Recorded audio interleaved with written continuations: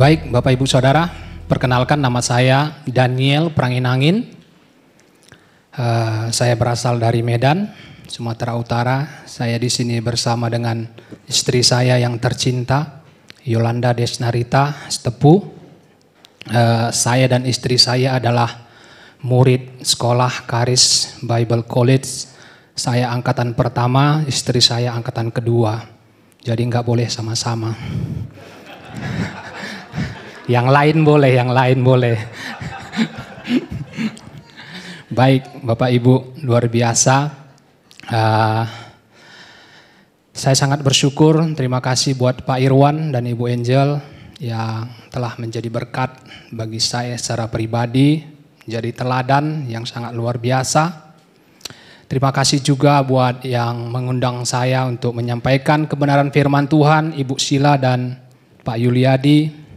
Dan terima kasih buat semua tim Karis Healing, tim APHL, terima kasih kerja keras saudara luar biasa.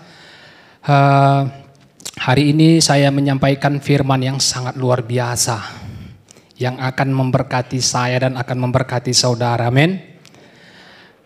Bapak Ibu Saudara, di acara healing kita telah mendengar banyak khotbah-khotbah tentang kesembuhan yang sangat luar biasa.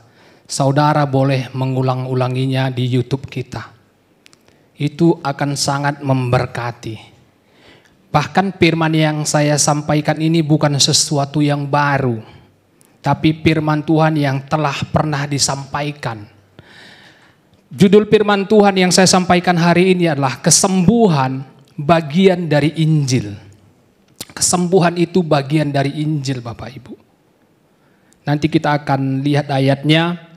Apa itu Injil? Injil itu kalau kita mengerti, kalau kita tahu dan kita mengerti, kita percayai, luar biasa dahsyatnya. Dulu puluhan tahun saya sudah jadi Kristen, bahkan sudah melayani, saya nggak mengerti sepenuhnya Injil. Tapi setelah saya belajar melalui Andrew Wommack, melalui Karis, saya tahu Injil itu apa. Dan itu berkuasa bagi saya. Luar biasa. Dikatakan Bapak Ibu, kesembuhan adalah bagian dari Injil. Di sini saya ambil contoh Petrus dan Paulus. Dikatakan di dalam 2 Petrus 1 ayat 12 sampai 15. Ini banyak sekali saya mau menyampaikan ayat firman Tuhan. Karena ayat firman Tuhan ini luar biasa. Jadi Bapak Ibu, biasa kan firmannya 50 menit. Jadi saya tambah 50 menit lagi, amin. Karena banyak saya sediakan ayat-ayat firman Tuhan. Siapa yang siap? Angkat tangannya. Oh, ada. Jadilah sebagaimana iman saudara. Luar biasa. Baik. 2 Petrus 1 ayat 12 sampai 15. Karena itu, ini Petrus berkata, saya sangat luar biasa diberkati dengan tulisan Petrus ini. Karena itu aku senantiasa bermaksud mengingatkan kamu akan semuanya itu. Wow, mengingatkan. Bahkan dikatakan sekalipun kamu telah mengetahuinya. Sekalipun kita tahu. Petrus berkata, aku mau mengingatkan kamu.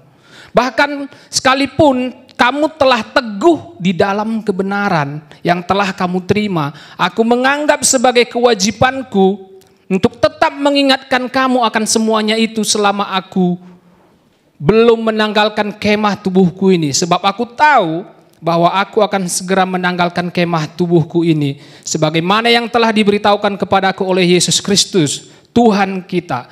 Tetapi aku akan berusaha supaya juga sesudah kepergianku itu kamu selalu mengingat semuanya itu. Berusaha mengingatkan. Jadi saya di sini mengingatkan apa yang telah dan sudah saudara pelajari. Walaupun saudara sudah mengetahui kebenaran. Apalagi murid-murid Karis, luar biasa semuanya. Ya, suruh ngajar, dikasih 10 menit, 1 jam bisa. Ini dahsyat Bapak Ibu. Sebelumnya berdiri di depan aja ketakutan. Iya, dikasih 1 jam seperti saya bilang tadi, berapa jam coba Bapak Ibu. Luar biasa. Jadi mengingatkan apa yang diingatkan Petrus. 2 Petrus 1 ayat 3. Petrus itu mengingatkan Injil. Dikatakan karena kuasa ilahinya telah menganugerahkan kepada kita segala sesuatu yang berguna untuk hidup yang saleh. Tuhan telah menganugerahkan melalui Yesus Kristus segala sesuatu yang Daniel butuhkan, yang saudara butuhkan. Itu tidak di luar sana, itu tidak di luar angkasa atau di udara. Itu di dalam saya dan di dalam saudara. Segala sesuatu yang saya butuhkan untuk hidup yang saleh. Apa itu? Kalau dulu di gereja lama saya berkat 3 berganda katanya. Yang dijanjikan kepada Abraham. Apa itu? Keselamatan, hidup yang berkelimpahan, tubuh yang sehat. Wow, tubuh yang sehat termasuk dengan umur panjang. Itu dianugerahkan, itu ada di dalam saya. Itulah yang disampaikan Petrus. Petrus sadar bahwasanya Yesus di dalam dia. Jadi dia berkata, segala sesuatu yang berguna untuk hidup yang saleh ada di dalam saya. Dan ada di dalam saudara. Amin. Dan dikatakan di dalam Filipi 10 ini tentang Paulus, yang ku kehendaki ialah mengenal dia melalui pengenalan akan dia. Jadi penting sekali Bapak Ibu, kita sebagai orang percaya mengenal Tuhan kita. Apa yang telah dikerjakannya 2000 tahun yang lalu. Itu sangat luar biasa. Jadi kita mengenal dia. Tuhan itu seperti saya katakan tadi bukan di luar sana. Ibrani 13 ayat 5 berkata, aku sekali-kali tidak membiarkan dan tidak meninggalkan engkau. Tapi Paulus berkata, walaupun dia sudah membangkitkan orang mati, apa dikatakan? Aku mau mengenal Tuhan, mengenal kuasa kebangkitannya. Wow, luar biasa. Yang selanjutnya dikatakan 2 Petrus 3 ayat 18, tetapi bertumbuhlah dalam kasih karunia dan dalam pengenalan akan Tuhan dan Juru Selamat kita, Yesus Kristus. Bertumbuhlah dalam kasih karunia dan dalam pengenalan akan Yesus Kristus. Itu sebabnya saya dulu dengan istri melayani di Jambi 6 tahun merintis gereja kecil Bapak Ibu.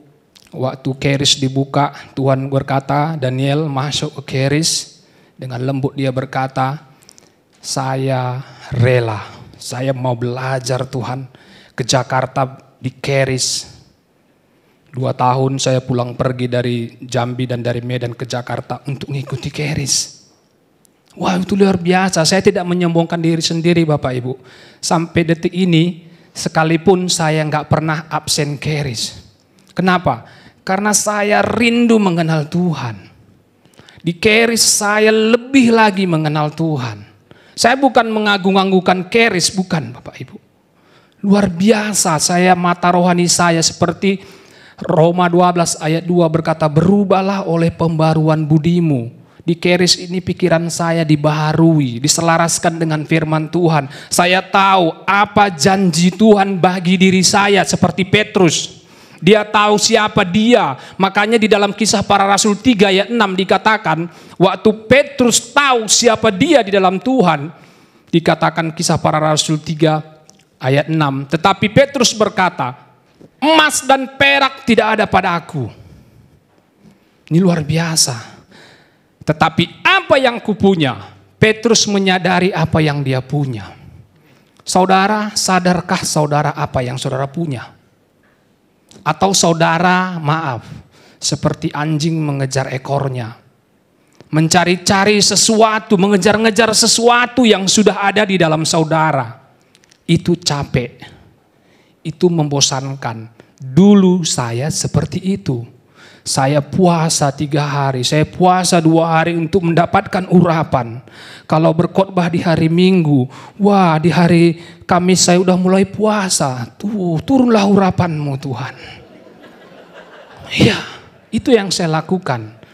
Mungkin saudara ketawa, tapi dulu aduh, saya sungguh kali. Iya, makanya kalau pendeta itu tambah kurus dibilang itu tambah rohani. Saya lah itu.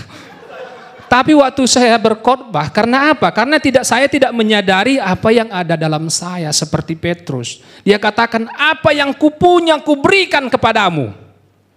Demi nama Yesus Kristus orang Nazaret itu, berjalanlah. Apakah saudara berani berkata demikian?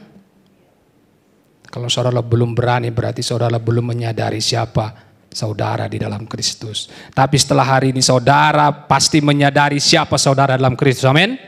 Kalau ada yang membutuhkan kesembuhan mujizat, apa yang kupunya kuberikan kepadamu.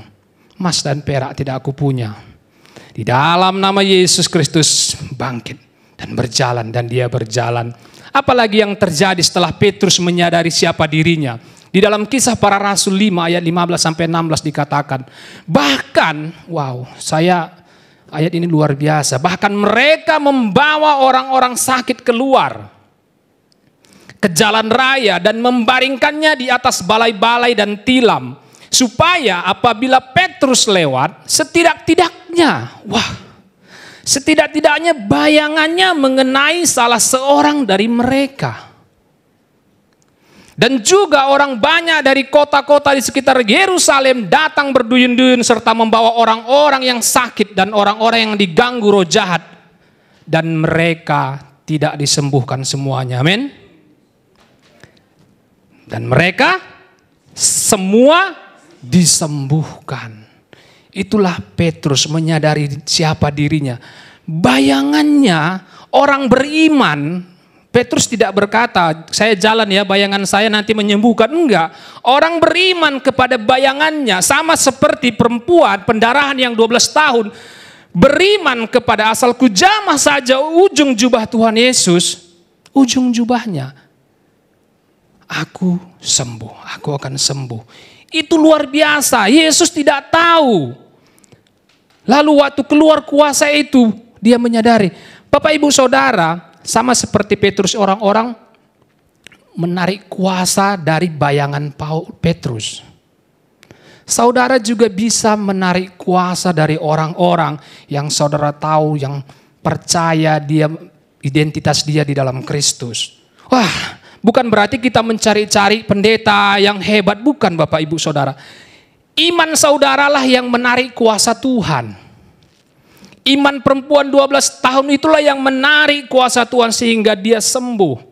Iman orang-orang yang datang ke jalan raya inilah yang berkata asal kena aja bayangannya. Mungkin bayangannya nggak tahu ya, matahari di sana, bayangannya mungkin sampai di sana ya. Jadi bisa banyak kena orang-orang. Orang-orang semua sembuh. Wow, saya rindu seperti itu. Bagaimana supaya itu terjadi? Saya harus membaharui pikiran saya. Saya harus menyadari siapa saya di dalam Kristus Yesus. Yang selanjutnya dikatakan Paulus. Paulus juga demikian Bapak Ibu. Kita semua tahu cerita tentang Paulus. Luar biasa, dia menulis sepertiga dari perjanjian baru. Dikatakan di dalam 1 Korintus 15 ayat 1-4. Dan sekarang saudara-saudara, aku mau mengingatkan kamu. Tadi Petrus juga berkata, aku mau mengingatkan kamu. Paulus juga berkata, aku mau mengingatkan kamu kepada Injil yang aku beritakan kepadamu. Dan yang kamu terima. Dan yang di dalamnya kamu teguh berdiri. Seandainya pun saudara sudah teguh, saya percaya kita semua teguh di dalam Injil. Tapi charis healing ini mau mengingatkan terus menerus. Karena apa? Kita sangat mudah lupa akan jati diri kita. Kita sangat mudah lupa siapa kita dalam Yesus. Jadi penting sekali saudara kita diingatkan selalu. Dengan pengajaran-pengajaran yang benar. Yang sehat. Bukan yang mengurangi kuasa firman Tuhan. Itulah Paulus, dikatakan di dalam 1 Korintus, belum selesai saya baca yang tadi ya, aku mau mengingatkan kamu, oleh Injil itu kamu diselamatkan, 1 Korintus 15 ayat 1-4. Oleh Injil itu kamu diselamatkan asal kamu teguh berpegang kepadanya. Seperti yang telah kuberitakan kepadamu, kecuali kalau kamu telah sia-sia saja menjadi percaya. Wow, berarti bisa sia-sia menjadi percaya. kalau kita tidak menyadari siapa kita di dalam Yesus. Sebab yang sangat penting telah kusampaikan kepadamu, yaitu apa yang telah kuterima sendiri ialah bahwa Kristus telah mati karena dosa-dosa kita. Sesuai dengan kitab suci, bahwa ia telah dikuburkan dan bahwa ia telah dibangkitkan pada hari yang ketiga sesuai dengan kitab suci. Paulus menyadari siapa dia. Kuasa yang membangkitkan Yesus dari antara orang mati ada di dalam Paulus. Dan kuasa yang ada di dalam Paulus yang membangkitkan Yesus dari antara orang mati ada di dalam saya dan di dalam saudara. Sama urapannya. Sama, kuasa yang membangkitkan Yesus dari antara orang mati lebih dahsyat daripada kuasa menjadikan alam semesta ini, Bapak Ibu. Kuasa itu ada di dalam saudara. Kalau saudara sudah menerima dia secara pribadi, sadari itu. Makanya saya dan saudara bukan orang-orang biasa lagi. Di dalam Yohanes berkata, kamu akan melakukan pekerjaan-pekerjaan yang aku lakukan, bahkan pekerjaan-pekerjaan yang lebih besar daripada itu. Yohanes 14 ayat 12 berkata. Itu janji Tuhan, iya dan amin. Tuhan tidak berkata kalau kamu akan melakukan pekerjaan yang lebih besar daripada yang aku lakukan jika kamu melakukan ini dan melakukan ini, jika kalau kamu membayar harganya. Tidak. Jikalau kamu percaya dan kamu tahu siapa dirimu dalam Kristus Yesus, kamu akan melakukan apa yang Tuhan Yesus lakukan.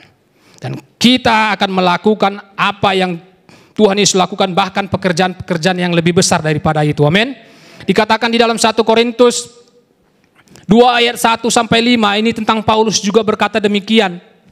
Demikianlah pula ketika aku datang kepadamu, saudara-saudara. Aku tidak datang dengan kata-kata yang indah dan dengan hikmat untuk menyampaikan kesaksian Allah kepada kamu. Sebab aku telah memutuskan untuk tidak mengetahui apa-apa di antara kamu selain Yesus Kristus, yaitu Dia yang disalibkan. Aku juga telah datang kepadamu dalam kelemahan dan dengan sangat takut dan gentar. Baik perkataanku maupun pemberitaanku tidak kusampaikan dengan kata-kata hikmat yang meyakinkan, tetapi dengan keyakinan akan kekuatan roh, supaya iman kamu jangan bergantung pada hikmat manusia, tetapi pada kekuatan Allah. Apa itu kekuatan Allah? Iman kita jangan bergantung kepada hikmat manusia, tapi bergantung kepada kekuatan Allah. Di dalam Roma 1 ayat 16, itulah kekuatan Allah. Sebab aku mempunyai keyakinan yang kokoh dalam Injil. Karena Injil adalah kekuatan Allah yang menyelamatkan, yang menyembuhkan, yang memberkati saya dan saudara. Amin. Menyelamatkan setiap orang yang Kristen. Amin. Berarti tidak ada yang ngantuk di sini. Menyelamatkan setiap orang yang baik. Amin. Yes. Menyelamatkan setiap orang yang percaya. Siapa yang percaya? Coba angkat tangannya. Saya orang percaya. Itulah kekuatan Injil. Kekuatannya luar biasa. Sebab di dalamnya nyata kebenaran Allah yang bertolak dari iman dan memimpin kepada iman. Seperti ada tertulis, orang benar akan hidup oleh iman. Tahukah saudara apa arti Injil? Injil itu adalah kabar baik. Itu anak sekolah minggu pun tahu. Saya percaya saudara lebih tahu. Amin. Tapi kabar baik bagaimanakah Injil itu? Kalau saya katakan Yesus telah mati untuk dosa saya yang lalu dan yang sekarang, tanpa mengikut sertakan yang akan datang, itu belum kabar baik. Injil adalah kabar baik. Yesus telah mati bagi dosa saya dan dosa saudara yang lalu, yang sekarang dan yang akan datang. Itu Injil. Bukan hanya dosa saya, dikatakan 1 Yohanes 2 ayat 2 berkata, dosa seluruh dunia. Wow, luar biasa. Jadi orang-orang meninggal mati masuk neraka bukan karena dosa. Dosa sudah diselesaikan. Orang-orang mati masuk neraka karena dia menolak, tidak menerima pengampunan melalui Yesus Kristus, Bapak Ibu. Itulah Injil. Tidak ada lagi dosa. Kalau masih ada dosa yang belum ditanggung Tuhan Yesus, Yesus harus datang kedua kali lagi untuk menanggung dosa yang belum ditanggung itu. Dia harus disalibkan lagi. Inilah namanya kabar baik. Yesus telah menyelesaikannya. Bukan hanya dosa. Penyakit saya telah diselesaikannya di kayu salib 2000 tahun yang lalu. Penyakit saya yang lalu, yang sekarang, dan yang akan datang. Wow, luar biasa kalau kita menyadari arti Injil, Bapak Ibu. Injil adalah kekuatan Allah. Di dalam 1 Petrus 3 ayat 18 berkata, bukan hanya dosa orang Kristen, tapi segala dosa telah dibayar oleh Tuhan Yesus di kayu salib. Inilah namanya kabar baik. Injil itu adalah kabar baik yang hampir-hampir tidak dapat dipercaya, kata Andrew Wommack. Kenapa? Karena saking baiknya. Dan dibutuhkan para teolog, katanya. Para orang-orang hebat merumitkannya. Ya. Sehingga Bapak Ibu Saudara kasih, untuk datang ke gereja, untuk menghampiri Tuhan, kita banyak sekali melakukan hal-hal sehingga kita kudus. Harus kudus, kudus, kudus. Padahal waktu kita percaya kepada Yesus, menerima Dia secara pribadi, kita telah dibenarkannya. Kita telah dikuduskannya. Saya adalah orang kudus, saudara adalah orang kudus di dalam Yesus. Ini bukan membuat saudara apa, surat-surat di Alkitab berkata, hai orang kudus yang ada di Efesus, hai orang kudus yang ada di Galatia. Saya dan saudara orang kudus, amin. Bukan akan kudus, tapi orang kudus, orang benar di dalam Kristus. Setelah Paulus, Bapak Ibu, menyadari siapa dirinya, sama seperti Petrus tadi, di dalam Kisah Para Rasul 14 ayat 8 sampai 11 dikatakan di sana, saya bacakan. Di Listra, ada seorang yang duduk saja karena lemah kakinya. Dan lumpuh sejak ia dilahirkan dan belum pernah dapat berjalan. Ia duduk mendengarkan ketika Paulus berbicara. Sama seperti saudara duduk mendengarkan ketika Daniel berbicara. Amin. Luar biasa. Dan Paulus menatap dia dan melihat bahwa ia beriman dan dapat, perhatikan, dan dapat disembuhkan. Lalu kata Paulus dengan suara nyaring, berdirilah tegak di atas kakimu. Dan orang itu melonjak berdiri. Lalu berjalan kian kemari ketika orang banyak melihat apa yang telah diperbuat Paulus. Mereka itu berseru dalam bahasa Likaonia. Dewa-dewa telah turun ke tengah-tengah kita dalam rupa manusia. Wow, luar biasa. Paulus menyadari, bahkan Paulus membangkitkan orang dari antara orang mati. Dan dikatakan sama seperti Petrus tadi di dalam Kisah Para Rasul 19 ayat 11 sampai 12. Oleh Paulus, Tuhan Allah mengadakan mujizat-mujizat yang luar biasa. Bahkan orang membawa, perhatikan, bahkan orang membawa sapu tangan atau kain yang pernah dipakai oleh Paulus dan meletakkannya atas orang sakit. Maka lenyaplah penyakit mereka dan keluarlah roh-roh jahat. Sapu tangan. Saya punya sapu tangan. Paulus tidak berkata, sapu tanganku menyembuhkan. Tidak. Orang-orang bisa menarik kuasa Tuhan dari pakaian, sapu tangan, dari pakaian yang pernah dipakai Paulus. Orang-orang beriman sehingga kuasa Tuhan mengalir, menyembuhkan orang-orang. Saudara juga bisa demikian. Saya juga bisa demikian. Amin. Dikatakan dalam Efesus 1 ayat 3, terpujilah Tuhan dan Bapa kita, Yesus Kristus yang dalam Kristus telah mengaruniakan kepada kita segala berkat rohani di dalam sorga. Segala berkat rohani di dalam sorga. Firman Tuhan berkata apa yang kita lihat secara jasmani ini dijadikan oleh apa yang tidak kelihatan. Di dalam Ibrani 1 ayat 3 itu dijadikan. Jadi sebenarnya Bapak Ibu lebih real apa yang tidak kelihatan. Mungkin saudara tidak menyadari di sekitar kita ini banyak hal-hal yang supranatural yang luar biasa. Malaikat Tuhan. Tuhan ada di sini. Tapi jangan lupa setan juga ada. Haleluya. Jadi Paulus menyadari Siapa dia? Makanya dalam Roma 5 ayat 19 berkata, oleh kuasa dan tanda-tanda dan mujizat dan oleh kuasa roh, demikianlah dalam perjalanan keliling dari Yerusalem sampai ke Ilirikum, aku telah memberitakan sepenuhnya Injil Kristus. Wow, saat dia memberitakan, saat dia menyadari siapa yang ada dalam dia, waktu dia memberitakan firman, memberitakan Injil, kuasa Tuhan terjadi, mujizat Tuhan terjadi. Saya dulu sebelum sekolah di Keris pernah dengan istri setelah menikah diutus ke Ambon Bapak Ibu, ke Pulau Seram. Nggak ada kami kenal di sana. Naik pesawat ke Ambon, dari Ambon ke Pulau Seram naik kapal lagi 2 jam. Nggak ada kami kenal. Sampai di kota itu kami nggak tahu mau kemana. Itu sekitar jam 3 sore. Kami datang ke Departemen Agama, kami berkata, tolonglah carikan tempat tinggal kepada kami, kos 1 bulan. Lalu mereka telepon temannya, dapatlah di rumah dokter kami kos 1 bulan. Di situ, tahu Bapak Ibu, itu kak saya belum masuk Keris. Begitu saja pun minimnya pemahaman saya, waktu saya memberitakan Injil, mujizat terjadi. Kesembuhan terjadi.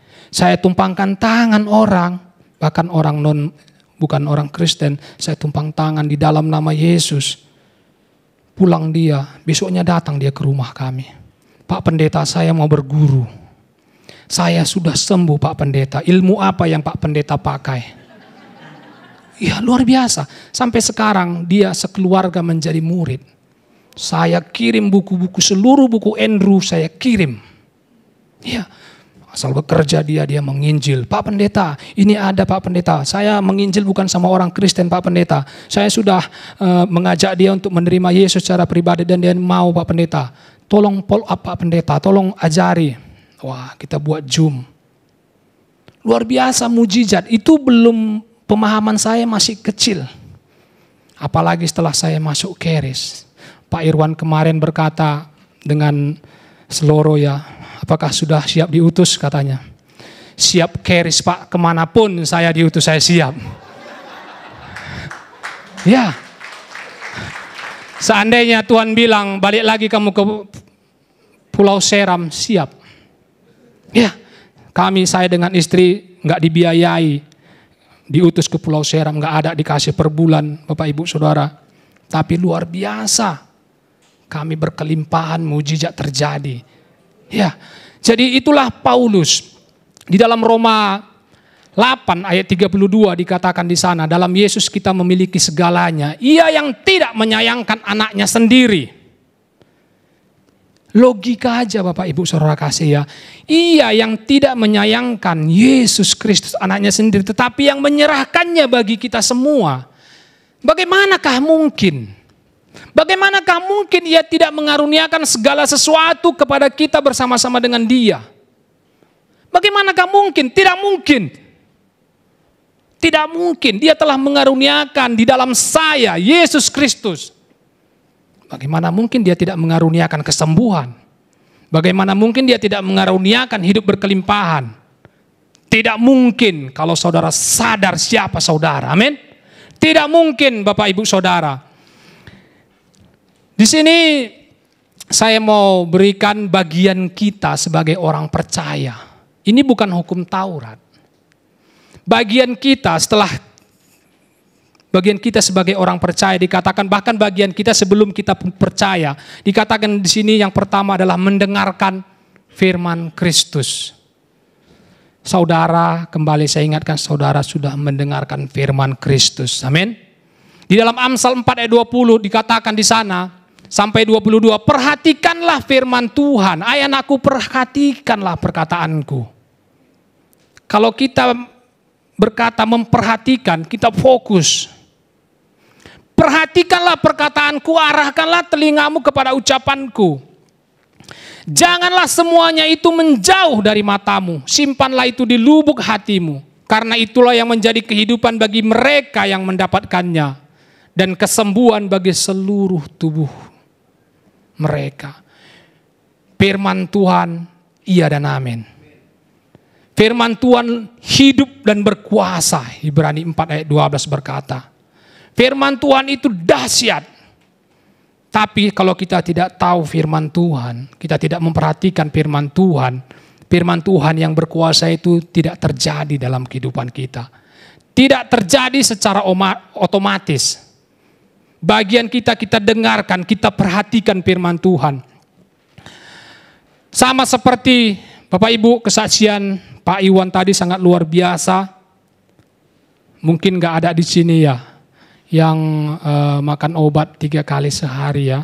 Itu di luar sana itu. Di sini gak pernah, tidak ada yang makan obat 3 kali sehari. Kalau kita yang sakit, patuh kepada dokter, makan obat 3 kali sehari sebelum makan, setelah makan 10 menit kemudian harus dimakan ya Bu obatnya. 1, 2, 3, 4, 5, 6, 10, 11. Oh iya dokter, jangan ketinggalan ya Bu 3 kali sehari. Iya dokter. Lalu kita memperhatikannya, setiap makan kita makan obat, gak pernah lupa. Tapi obat yang sangat luar biasa, firman Tuhan bisa kita lupa. Seandainya sebagaimana kita makan obat 3 kali sehari, coba saudara merenungkan, baca firman Tuhan 3 hari sekali memperkatakan firman Tuhan, obatnya tidak akan menjadi lagi dimakan. Iya, karena saudara tahu siapa jati diri saudara. Di dalam Markus 5 ayat 27 dikatakan, ini cerita tentang perempuan 12 tahun pendarahan Bapak Ibu. Dia mendengar berita-berita tentang Yesus. Dikatakan Markus 5 ayat 27. Dia sudah mendengar berita-berita tentang Yesus. Maka di tengah-tengah orang banyak itu dia mendekati Yesus dari belakang dan menjamah jubahnya. Mendengar berita-berita tentang Yesus. Seperti dari awal saya katakan tadi.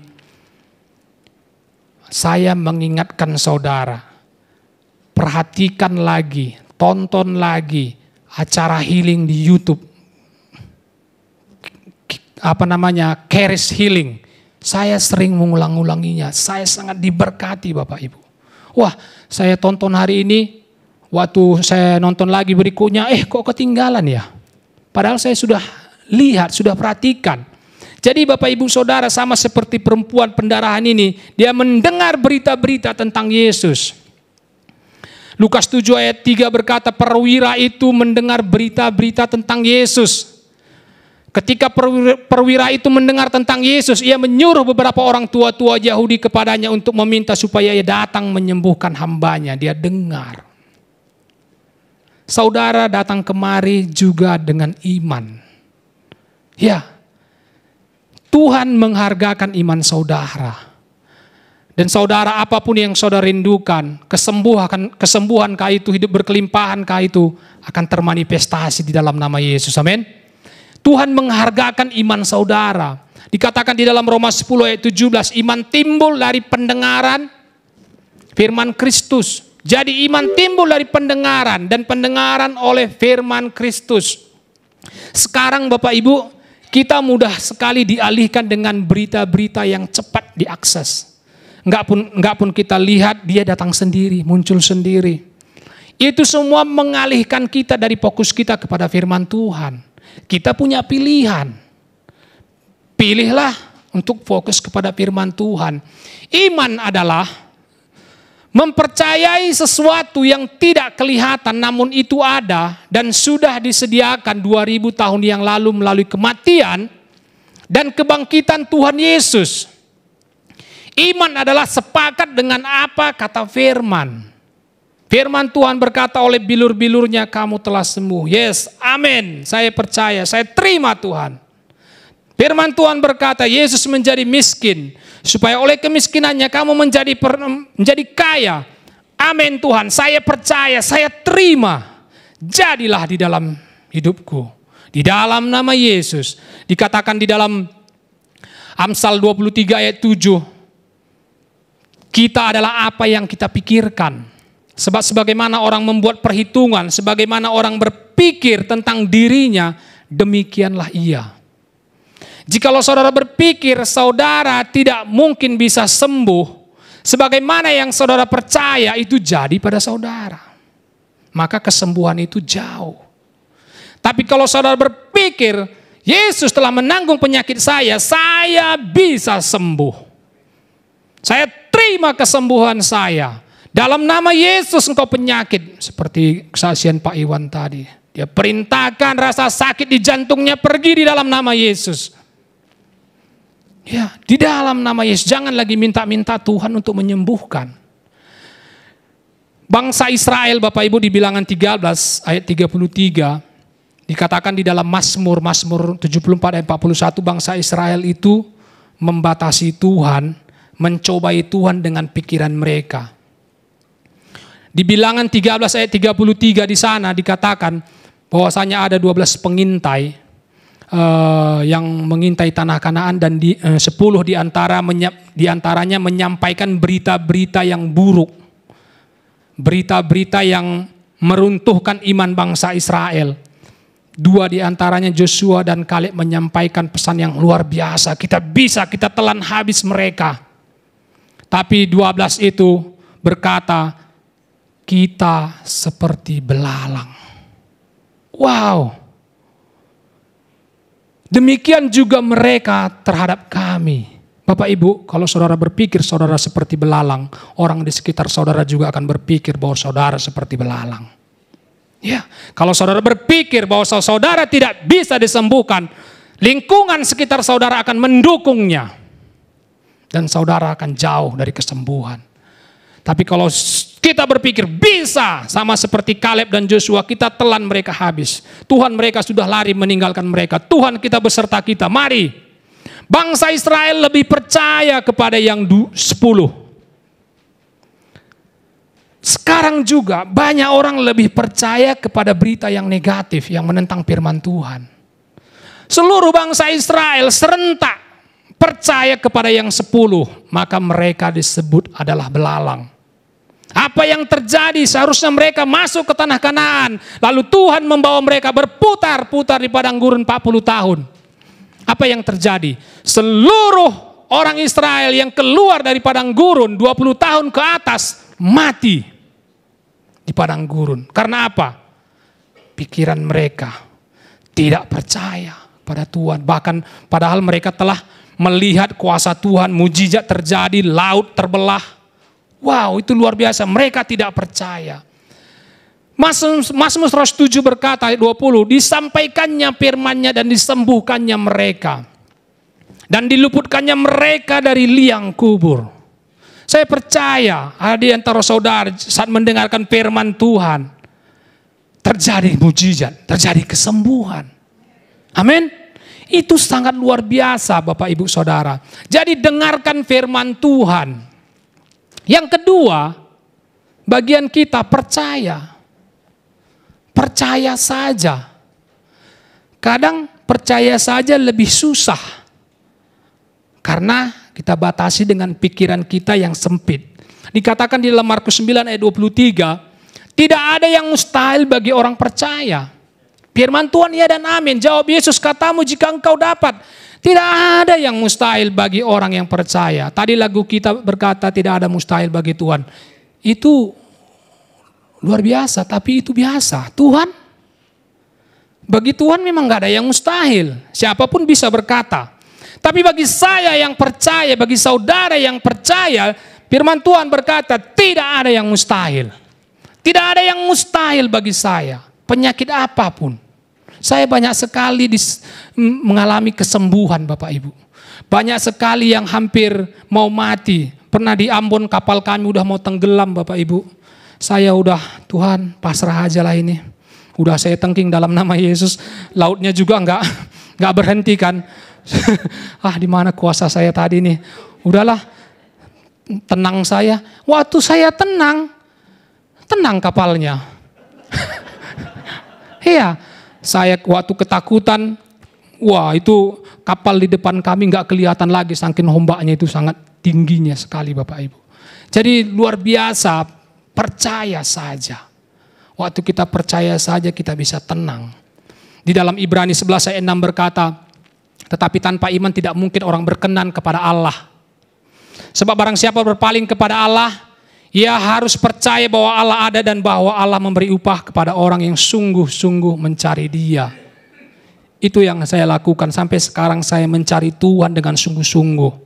Bapak Ibu, saya belajar di Keris, saya ulang-ulangi pelajaran itu. Saya copy silabusnya, saya ulang-ulangi. Waduh, waktu saya ulang-ulangi lagi, wah luar biasa rupanya ya. Wow, luar biasa ya apa yang sudah saya terima. Saya haus dan lapar mengenal Tuhan lebih lagi. Di dalam Markus 3 ayat 5 ayat 36 berkata, jangan takut, percaya saja. Ini tentang Yairus yang anaknya 12 tahun sakit. Tapi Yesus tidak menghiraukan perkataan mereka dan berkata kepada kepala rumah ibadat itu, jangan takut, percaya saja. Oh Pak Daniel, oh saya percaya, tapi ini masalahnya besar kali Pak Daniel. Itu enggak percaya saja. Pak Daniel, saya percaya, tapi sulit sekali Pak Daniel. Itu enggak percaya saja. Tapi kalau sebaliknya saudara berkata, Pak Daniel, masalah saya ini gunung ini besar, tapi saya percaya. Maka gunung yang besar itu akan beranjak.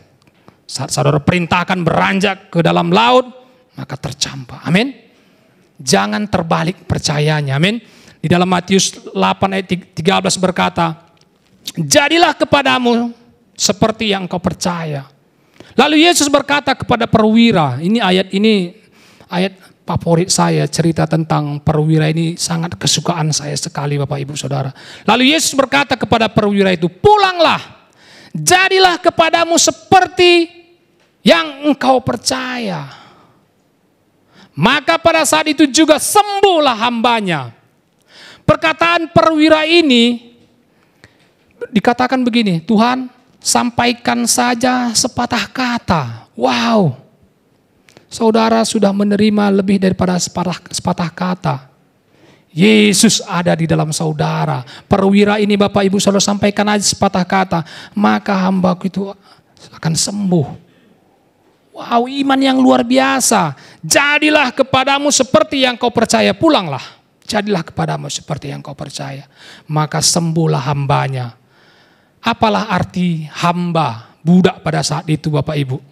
Tapi dia sangat mengasihi hambanya. Dan hambanya itu hidup. Dikatakan di dalam Efesus 1 ayat 19 sampai 20. Betapa hebat kuasanya bagi kita yang percaya. Dan betapa hebat kuasanya bagi kita yang percaya sesuai dengan kekuatan kuasanya yang dikerjakannya dalam Kristus. Dengan membangkitkan dia dari antara orang mati dan mendudukkan dia di sebelah kanannya di sorga. Betapa hebat kuasanya, seperti saya katakan tadi, kuasa yang membangkitkan Yesus dari antara orang mati ada di dalam saya yang percaya. Ada di dalam saya percaya, makanya saya tidak takut kemanapun kalau diutus. Ya, dulu sebelum saya menikah saya diutus ke masih muda. Saya diutus pertama sekali merintis lagi ke gereja ke Sumatera, daerah Sumatera namanya Provinsi Lampung Bapak Ibu. Ya, saya memberitakan Injil ke rumah sakit saya datang. Pak mau didoakan enggak? Enggak, saya bukan orang Kristen. Enggak apa-apa Pak. Yang lain, Pak mau didoakan Pak? Ya bolehlah katanya. Karena saya enggak punya pekerjaan, ya udahlah percaya enggak percaya dia. Tapi saya berkata, Pak sebelum saya mendoakan mau dengarkan firman Tuhan. Oh mau katanya. Wah 10 menit 15 menit saya sampaikan firman Tuhan. Saya tumpang tangan di dalam nama Yesus. Sembuh di dalam nama Yesus. Ada yang sembuh. Ada yang tidak sembuh. Saya tidak tahu masalahnya di mana. Mungkin dia kurang percaya. Mungkin saya yang kurang iman. Nggak tahu ya. Enggak Bapak Ibu Saudara kasih. Tapi luar biasa saat kita memberitakan Injil, kuasa tanda ajaib dan kuasa Roh Allah turut bekerja. Meneguhkan pemberitaan Injil itu. Ya, saat saya menyampaikan firman seperti ini, kuasa tanda ajaib meneguhkannya. Saudara yang sakit sembuh, amin. Saudara yang terikat bebas dalam nama Yesus, amin. Saudara yang miskin diperkaya, amin. Yang gak kuat aminnya kayaknya gimana ya? Saudara yang sakit disembuhkan, amin. Saudara yang miskin diperkaya, amin. Saudara bukan menjadi ekor tapi menjadi kepala, amin. Saudara bukan menurun tapi menaik, amin. Luar biasa, begitulah. Luar biasa. Dikatakan Yohanes sedikit lagi Bapak Ibu. Yohanes 11 ayat 23 sampai 27. Percayakah engkau akan hal ini? Kata Yesus kepada Marta. Ini cerita Marta dan Maria ini juga luar biasa. Waktu itu Lazarus sudah mati. Yesus tidak berada di sana. Lalu datang Marta menghampiri Tuhan Yesus. Dikatakan di dalam Yohanes 11 ayat 23-27. Saudaramu akan bangkit, kata Tuhan Yesus. Lalu kata Marta kepadanya, aku tahu bahwa ia akan bangkit pada waktu orang-orang bangkit pada akhir zaman. Jawab Yesus, akulah kebangkitan dan hidup Marta. Dikatakannya, barang siapa percaya kepada aku, ia akan hidup walaupun ia sudah mati. Seperti kesaksian Pak Iwan tadi. Kalau udah putus itu hubungannya antara aliran darahnya ke jantungnya, saya rasa itu sudah mati. Saya percaya Pak Iwan ini bangkit dari kematian. Amin Pak Iwan ya. Iya. Itu luar biasa, sekalipun mati bisa bangkit Bapak Ibu. Dikatakan di sana, jawab Yesus, akulah kebangkitan dan hidup. Barang siapa percaya kepada aku, ia akan hidup walaupun ia sudah mati. Dan setiap orang yang hidup dan yang percaya kepada aku tidak akan mati selama-lamanya. Percayakah engkau akan hal ini? Katanya sama Marta. Datang Marta, jawab Marta, ya Tuhan, aku percaya bahwa engkau Mesias, anak Allah, dia yang akan datang ke dalam dunia. Percaya, Marta percaya, tapi dia percaya kebangkitan itu akan terjadi nanti. Akhir zaman. Bapak Ibu jangan percaya mujizat itu, kesembuhan itu terjadi nanti. Kesembuhan mujizat itu terjadi sekarang. Saat saudara mendengar dan percaya, amin. Sekarang, makanya dikatakan, ditegur Tuhan Marta, Yohanes 11 ayat 39 dikatakan sampai ayat 40. Kata Yesus, angkat batu itu. Dikatakannya, Marta, maaf ya, kata Yesus angkat batu itu. Marta, saudara orang yang meninggal itu berkata kepadanya, Tuhan, ia sudah berbau, sebab sudah 4 hari ia mati. Jawab Yesus, ini luar biasa Bapak Ibu. Hai Marta, bukankah sudah kukatakan kepadamu, jika engkau percaya, engkau akan melihat kemuliaan Allah. Jika saudara percaya, saudara akan melihat kemuliaan Tuhan.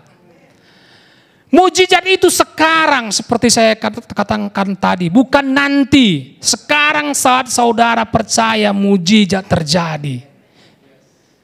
Tuhan meluruskan kepercayaan Marta, bukan nanti Marta. Sekarang, maka apa yang terjadi? Lazarus bangkit. Amin. Adakah kematian-kematian di dalam tubuh saudara? Kematian karena kanker? Kematian karena tumor? Kematian karena paru-paru, sakit paru-paru. Kematian karena sakit di bagian mata saudara, ginjal saudara. Kesembuhan itu bukan nanti. Sekarang, amin. Yang percaya coba katakan lebih keras lagi, amin. 1, 2, 3. Amin. Puji Tuhan. Luar biasa Bapak Ibu Saudara, waktu saya 5 menit lagi, lebih kurang. Yang ketiga, apa yang kita lakukan? Berkata-kata. Ya, berkata, setelah percaya kita berkata-kata. 2 Korintus 4 ayat 13 berkata, aku percaya sebab itu aku berkata-kata. Namun karena kami memiliki roh iman yang sama, seperti ada tertulis, aku percaya. Setelah itu, sebab itu aku berkata-kata. Maka kami juga percaya dan sebab itu kami juga berkata-kata. Itulah yang dilakukan oleh perempuan yang 12 tahun. Asal ku jamah saja, dia berkata dalam hatinya. Asal ku jamah saja jubahnya, aku akan sembuh. Asal kena saja bayangan Petrus, aku sembuh. Asal ku Ambil saja sapu tangan dan kain yang pernah dipakai Paulus, letakkan di atas kepalaku, aku akan sembuh. Asal aku datang saja ke Charis Healing, siapapun khotbah sana. Di sana saya tahu mereka adalah orang yang menyadari jati dirinya, saya sembuh. Amin. Ini luar biasa Bapak Ibu Saudara. Saudara datang kemari dengan iman, itu luar biasa. Makanya di dalam Markus 11 ayat 23 berkata, beranjak, sesungguhnya barang siapa berkata kepada gunung ini, beranjak dan tercampak ke dalam laut, asal tidak bimbang hatinya, tapi percaya bahwa apa yang dikatakannya itu akan terjadi, maka hal itu akan terjadi baginya. Ya, luar biasa Bapak Ibu Saudara. Yang selanjutnya dikatakan Amsal 18 ayat 21, hidup dan mati dikuasai lidah. Bukan hanya hidup, mati juga dikuasai lidah. Kalau saudara mau cepat-cepat mati, katakanlah kematian. Ya. Tapi kalau saudara mau hidup, perkatakan kehidupan. Amin. Yang kata dokter mustahil, Tuhan kita itu tidak ada yang mustahil. Tadi sudah kita baca ayatnya, bagi saya tidak ada yang mustahil bagi kita yang percaya. Dalam Yakobus 3 ayat 2-3 berkata, siapa menguasai lidahnya, ia akan mengendalikan seluruh tubuhnya. Ya, kalau saudara berkata sesuatu yang negatif dalam lidah saudara, seluruh tubuh saudaranya akan mengikutinya, akan meresponinya. Enggak mungkinlah aku hidup lagi, enggak mungkinlah aku bangkit lagi, enggak mungkinlah aku sembuh. Dokter aja sudah bilang, sudah berkata, umur kamu 2 bulan lagi. Enggak mungkin lah. Maka sebulan lagi Bapak Ibu udah pulang. Iya. Tapi 2 bulan lagi kata dokter, tidak, dalam nama Yesus saya tolak. Memang itu kata dokter, itu kewajiban dokter. Tapi saya percaya kepada firman Tuhan. 2 bulan lagi saya akan hidup 20 tahun lagi. Wow. Itu yang terjadi kepada Raja Hizkia. Tuhan menambahkan umurnya 15 tahun. Wow, luar biasa. Karena dia berkata-kata yang baik. Selanjutnya, itulah sebabnya Bapak Ibu, kalau kita sebagai orang percaya, doa kita itu perlu berubah. Jangan lagi berkata, sembuhkan aku Tuhan. Kalau saudara berkata, sembuhkan aku Tuhan, saudara tidak tahu apa yang ada di dalam saudara. Tadi Markus 11 dikatakan ayat 22, berkata kepada gunung itu, dalam nama Yesus, kanker, pergi. Sama seperti mengusir anjing gila kalau datang ke rumah saudara. Begitulah kejamnya kita kepada penyakit. Begitulah kejamnya kita terhadap kemiskinan. Pergi kau, diam, pergi. Dalam nama Yesus, sakit lagi. Kesaksian Pak Iwan tadi luar biasa, saat sakit dia perintahkan lagi. Dia perintahkan pergi di dalam nama Yesus. Terjadi kesembuhan. Kesaksian yang sangat luar biasa. Tidak lagi berkata, berkati aku Tuhan. Urapi aku Tuhan.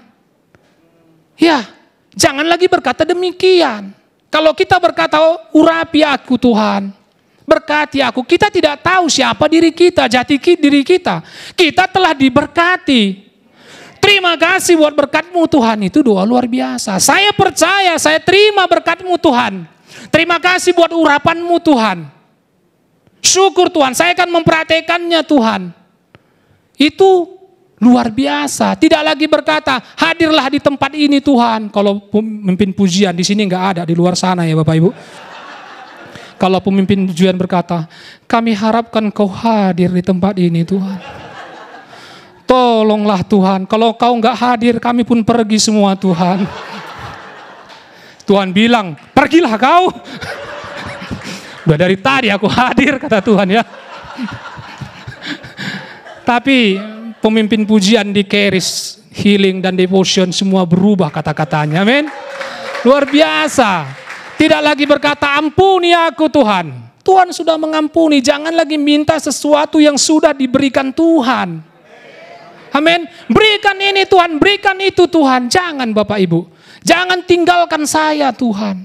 Wah, Tuhan bilang tadi di Ibrani 13 ayat 5, aku sekalipun tidak membiarkan dan meninggalkan engkau. Sekalipun. Tapi kita selalu berpikiran berkata, jangan tinggalkan aku Tuhan. Karena kita tidak tahu jati diri kita. kita tidak tahu firman Tuhan. Yang selanjutnya, saya masih punya waktu sekitar 25 menit lagi Bapak Ibu. Masih banyak. Yang selanjutnya bertindak. Bertindak setelah saudara mendengar firman Tuhan, percaya, berkata-kata, bertindaklah. Sama seperti Yakobus berkata, iman tanpa perbuatan adalah mati. Di dalam Matius 9:21 berkata, perempuan yang pendaraan itu asal kujamah saja jubahnya. Dia bertindak walaupun resikonya mati. Walaupun resikonya mati, dia dilempari dengan batu, tapi dia bertindak. Dia merangkak, mencari jubah Tuhan Yesus, asal kujamah saja jubahnya aku akan sembuh. Padahal situ laki-laki semua. Bayangkan pada saat itu kalau ada perempuan pendaraan, kalau menyentuh laki-laki Bapak Ibu, dia akan dirajam dengan batu. Tapi dia bertindak, aku memang sudah mati, biarlah mati sekalian. Tapi sebelum mati ini saya mau bertindak. Penghabisan, dia jamah ujungnya. Mengalir kuasa Tuhan, kesembuhan terjadi. Wow, luar biasa Bapak Ibu. Bertindak sesuai dengan iman. Sama seperti dikatakan Matius 12 ayat 13. Lalu kata Yesus kepada orang itu, ulurkanlah tanganmu. Dan ia mengulurkannya. Maka pulihlah tangannya itu dan menjadi sehat seperti tangannya yang lain. Saat mati sebelah tangannya, ulurkan tanganmu. Mungkin pada saat dia mengulurkannya pertama sekali sakit. Tapi dia bertindak waktu sudah mulai, kok bisa? Wow, saya sudah sembuh. Tapi dia memperhatikannya. Ya, ulurkan tanganmu. Maka dikatakan Yohanes 9 ayat 7, basuhlah dirimu di kolam Siloam. Tuhan Yesus berkata, ini tentang orang buta yang sejak lahir. Dan berkata kepadanya, pergilah, basuhlah dirimu dalam kolam Siloam. Siloam artinya yang diutus. Maka pergilah orang itu. Ia membasuh dirinya lalu kembali dengan matanya sudah melek. Bertindak atau bersikaplah sebagai orang percaya Bapak Ibu. Bertindak, bersikap. Wah, datang ke healing waktu bangun pagi. Datang ke care healing, sakit badan ini. Wah. Kemarin Pak Daniel berkata bertindak sesuai dengan iman, sesuai dengan yang kamu percaya. Waktu sakit, wah saya mandi, saya akan datang. Saya akan mendengarkan firman yang hidup di Caris Healing. Sebelum saudara sampai di Caris Healing, di perjalanan saudara sembuh. Ya, itu iman Bapak Ibu. Luar biasa. Wow, luar biasa. Ini beberapa topik lagi. Sedikit saya dengan cepat ya. Hambatan-hambatan kesembuhan terjadi yaitu ketidaktahuan. Ada orang tidak tahu, orang yang gak percaya tidak tahu. Itu sudah wajar. Tapi banyak orang Kristen, contohnya di sini gak ada, tapi di kampung saya banyak Bapak Ibu. Banyak yang jadi Kristen dari sejak lahir, Kristen sekedar Kristen KTP. Tidak ada kuasa. Kalau ditanya, kalau kamu meninggal kemana? Terserah Tuhan lah Pak Daniel. Ya udahlah, terserah Tuhan, dicampakkannya lah kamu ke neraka, saya bilang.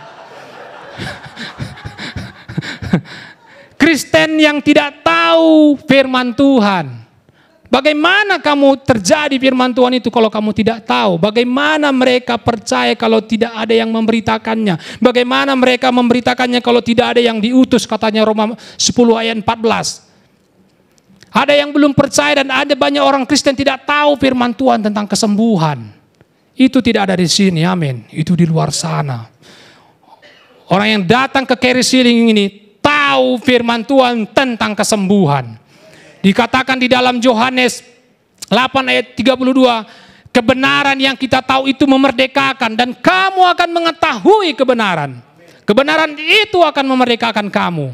Firman Tuhan itu adalah kebenaran Bapak Ibu, berkuasa, hidup. Tapi firman Tuhan itu akan tinggal hidup dan berkuasa kalau saudara tidak tahu. Dan tidak terjadi pada hidup saudara. Yang selanjutnya Bapak Ibu Saudara, yang kedua, mengapa hambatan-hambatan yang terjadi dalam kehidupan kita, kesembuhan terjadi dalam kehidupan kita adalah salah pengajaran. Saya dulu puluhan tahun banyak mengalami salah pengajaran. Walaupun saya sudah lahir baru, salah pengajaran. Dikatakan Tuhan yang memberi, Tuhan yang mengambil. Tuhan tidak pernah mengambil Bapak Ibu. Dikatakan Yohanes 10, pencuri yang mengambil. Pencuri datang untuk mencuri, membunuh dan membinasakan. Tapi aku datang, kata Tuhan, supaya engkau memperoleh hidup dan memperolehnya dalam segala kelimpahan. Wow, bukan hanya hidup, tapi hidup yang berkelimpahan. Saudara menjadi saksi. Baru-baru ini, beberapa hari yang lalu, saudara kasih, murid Keris mengadakan mission trip. Saya dengar kesaksiannya luar biasa. Ya, dahsyat. Saya dengar di sini ada luar biasa Pak Ali Santo, ya, dia Pak Daniel dikatakannya sebelum mereka berangkat ke Keris. Wah, saya mengajar Pak di hamba-hamba Tuhan. Saya bilang sama Pak Alis, zaman sekarang ini bukan hanya pendeta yang dipakai Tuhan, Pak, saya bilang. Bahkan orang-orang profesional yang tahu jati dirinya, yang tahu firman Tuhan, yang mau belajar, itu yang akan dipakai Tuhan untuk menjadi berkat bagi Indonesia, saya katakan. Ya, apa yang disaksikannya setelah itu mereka pulang, Pak Ali Santo bercerita luar biasa. Ya, hamba-hamba Tuhan mendengarkan pengajaran mereka. Itu sangat dahsyat Bapak Ibu Saudara. Dan dikatakan di dalam selanjutnya salah pengajaran, Tuhan tidak menyembuhkan dan tidak melakukan mujizat lagi. Siapa bilang? Ibrani 13 ayat 8 berkata, Yesus Kristus tetap sama, dahulu, sekarang, dan sampai selama-lamanya dia tetap sama. Kalau dulu dia menyembuhkan, sekarang juga dia sudah menyembuhkan. Dia tidak berubah Bapak Ibu. Bahkan kesembuhan itu ada di dalam saudara. Salah pengajaran jika kesembuhan atau mujizat terjadi hari ini itu dari iblis. Siapa bilang? Yohanes 10 ayat 10 berkata, setan itu pencuri, dia yang memberikan penyakit. Setiap pemberian yang baik, dikatakan Yakobus 1 ayat 17, setiap pemberian yang baik dan setiap anugerah yang sempurna datangnya dari atas. Diturunkan dari Bapa segala terang, padanya tidak ada perubahan atau bayangan karena pertukaran. Tuhan itu selalu merancangkan yang baik bagi saya dan saudara. Yang merancangkan yang jahat itu setan Bapak Ibu. Ya, dia memberikan ketakutan, dia memberikan kekhawatiran. Lalu salah pengajaran, Tuhan mengizinkan sakit penyakit untuk menguji saya. Siapa bilang? Cari ayatnya. Di dalam Yakobus berkata 1 ayat 13, apabila seorang dicobai, janganlah ia berkata, pencobaan ini datang dari Allah. Sebab Allah tidak dapat dicobai oleh yang jahat, dan ia sendiri tidak mencobai siapapun. Jadi luruskan pengertian saudara turut dengan firman Tuhan, amin. Jangan berkata, Tuhan menguji saya supaya saya kelihatan rohani ini. Dia memberikan penyakit saya. Tapi saudara pergi ke rumah sakit. Kalau memang saudara tahu Tuhan menguji saudara dengan sakit penyakit. Kalau saudara berobat, makan obat, berarti saudara melawan kehendak Tuhan. Artinya Bapak Ibu Saudara, Tuhan tidak memberikan penyakit. Tuhan tidak memberikan kemiskinan. Amin. Tuhan memberikan segala yang baik kepada saya dan saudara. Amin. Saya harus membayar harganya. Saudara nggak perlu bayar. Tuhan sudah membayar lunas. Saudaranya perlu mendengar, percaya, berkata, dan bertindak. Itu bukan membayar harga namanya. Itu bagian kita, bagian iman. Kepercayaan kita yang salah sebenarnya membuat kita tetap sakit dan menghalangi kita menerima kesembuhan yang hanya datang oleh kasih karunia melalui iman. Yang terakhir, izinkan beberapa menit lagi Bapak Ibu Saudara kasih. Hambatan-hambatan kesembuhan terjadi, hambatan-hambatan janji Tuhan tergenapi, termanifestasi dalam kehidupan kita adalah natural. Dikatakan di sini, kita lebih bergantung pada kelima panca indera kita daripada kepada iman.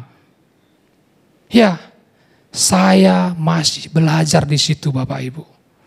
Ya, saya masih belajar untuk bergantung kepada iman, kepada firman Tuhan. Karena apa? Saya lebih fokus kadang apa yang saya dengar. Oh, resesi terjadi tahun 2023. Akan terjadi gempa bumi. Firman Tuhan berkata di dalam Amsal Bapak Ibu Saudara kasih, kalau ada pun gempa bumi bagi orang yang benar, orang yang percaya akan terhindar dari bahaya.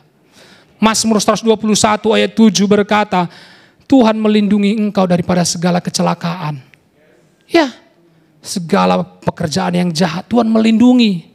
Umpamanya pun ada kecelakaan, nyawa saudara terlindungi.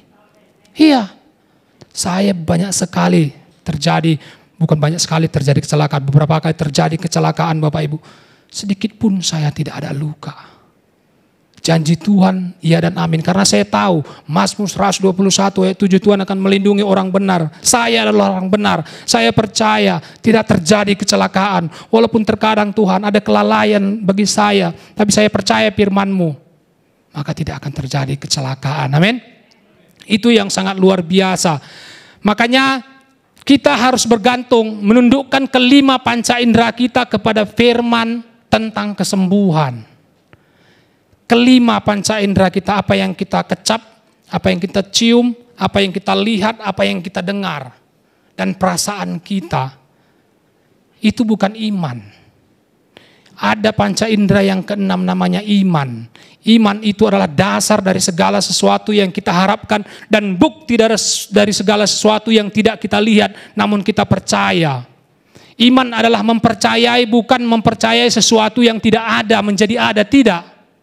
Iman adalah mempercayai sesuatu yang sudah ada, yang telah dikerjakan oleh Tuhan Yesus, ada di dalam roh saya. Saya iman adalah mempercayai apa yang ada di dalam roh saya, lalu dikonfirmasi dengan firman Tuhan.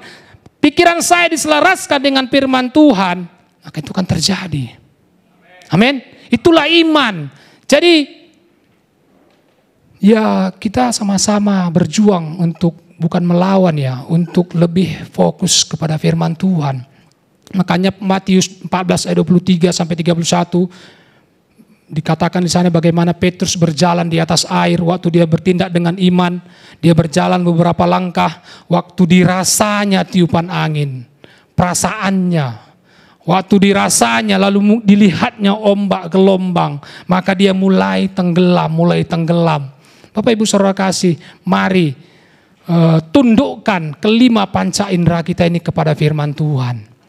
Di dalam Bilangan sedikit lagi, saya ada waktu 1 menit lagi, Bilangan 21 ayat 9. Lalu Musa membuat ular tembaga dan menaruhnya pada sebuah tiang. Maka jika seorang dipagut ular dan ia memandang kepada ular tembaga itu, tetaplah ia hidup. Tahukah saudara, Yohanes 3 ayat 14 berkata, dan sama seperti Musa meninggikan ular di padang gurun, demikian juga anak manusia harus ditinggikan. Jadi fokuslah kepada Yesus, pada salib, di mana 2000 tahun lalu dosa saya, penyakit saya, kemiskinan saya telah dipakukan. Bukan fokus kepada rasa sakitnya.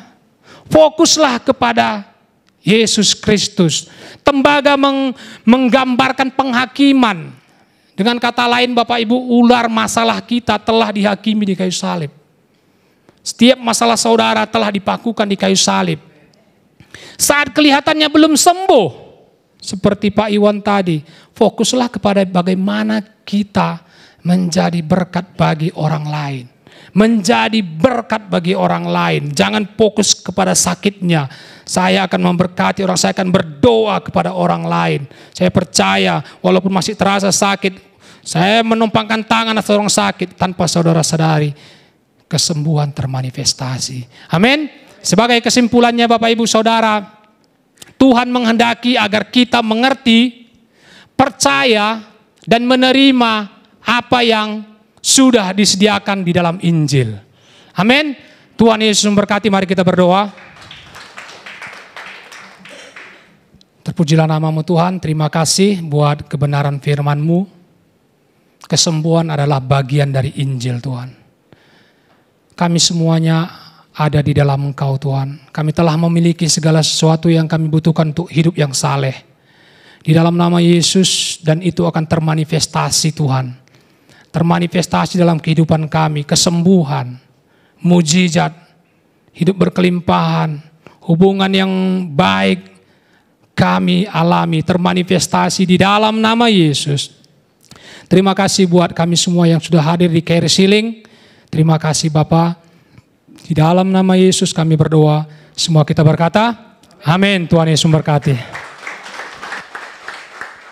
Puji Tuhan, Bapak Ibu semua. Kita telah mendengarkan firman yang luar biasa, amin. Saya tadi agak sedih karena nggak jadi 2 jam. Tapi bagi Bapak Ibu semua yang merasa terberkati dan ingin mendengarkan kembali pengajaran firman Tuhan yang diadakan di tempat ini, baik Charis Healing maupun Charis Devotion, bisa mengunjungi channel YouTube kami yaitu AWM Charis Indonesia. Juga kesaksian-kesaksian yang disampaikan juga diupload di situ secara berkala. Juga di website tersebut Bapak Ibu bisa melihat lebih dalam mengenai ministry ini, apa saja yang dibutuhkan, informasi apa saja, Bapak Ibu bisa lihat di website tersebut. Juga kami ada media sosial yaitu Instagram @charisindonesia. Di kesempatan ini kami mengucapkan terima kasih yang sebesar-besarnya bagi Bapak Ibu Saudara yang telah mendukung ministry ini baik dalam doa maupun dana. Terima kasih buat para donatur maupun partner dan sahabat-sahabat dari ministry ini. Apa yang Bapak Ibu lakukan, apa yang Bapak Ibu tabur telah menjadi berkat yang luar biasa bagi pekerjaan Tuhan di tempat ini dan ministry ini. Bagi Bapak Ibu yang menyaksikan acara ini dan rindu mendukung ministry ini dengan dana, dapat melakukannya dengan transfer ke rekening yang tampil di layar dengan mencantumkan berita Charis Healing. Sebelum persembahan diedarkan, saya akan bacakan satu ayat firman Tuhan tentang persembahan. Saya baca di Filipi 4:17-19. Tetapi yang kuutamakan bukanlah pemberian itu, melainkan buahnya yang makin memperbesar keuntunganmu. Bapak kita di surga bukanlah seorang pengambil yang tadi sudah disampaikan oleh Pak Daniel. Bapak kita di surga adalah seorang pemberi. Sesungguhnya ketika kita terlibat dalam pekerjaan Tuhan, dalam pelayanan, dalam apapun, sebenarnya apapun yang kita tabur itu menguntungkan pribadi kita sendiri. Tuhan kita tidak membutuhkan uang, Tuhan kita memiliki segalanya, tapi apa yang Dia ajarkan untuk kita menabur, membawa persembahan, baik itu perpuluhan juga, itu sebenarnya adalah melatih kita dalam pengelolaan, melatih kita dalam manajemen, untuk membukakan pintu, untuk membuat kita dapat menerima berkat yang lebih besar lagi.